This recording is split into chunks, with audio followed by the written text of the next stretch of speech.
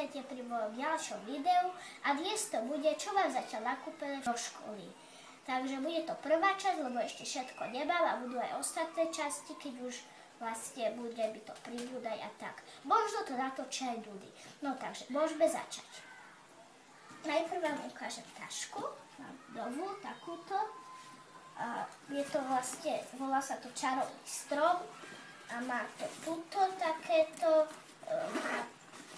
priestor, potom aj na boku, áno, na boku, potom má tuto ešte a ešte dve takéto veľké.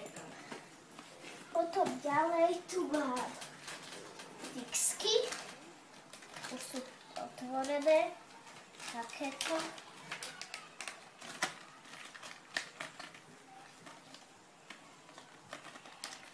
Potom tu mám ešte také guličkové pero a trabetové a tu sú aj nápoje a zbizík. Potom tu mám vlastne zošity.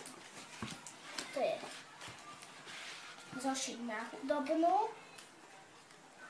Toto sú také normálne. Slovníček, rozvrh.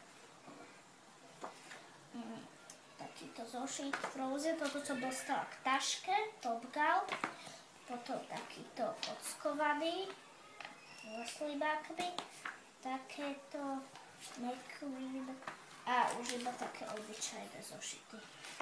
No a potom už iba, počkajte, potom už iba peračník, to mám tiež v tej taške a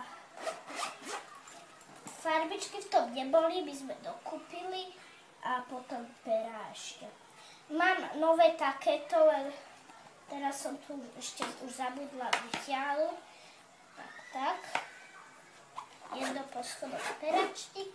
A nakoniec je tu podložka s takou zlatou mačičkou na stôl. No a to je vlastne všetko. A ak sa vám video páčilo, dajte like, odber, komentár, dielajte. A keď sa vám nepáčilo, tak môžete dať dislike, ale napíšte aj prečo ste ho dali. Tak, dovidenia.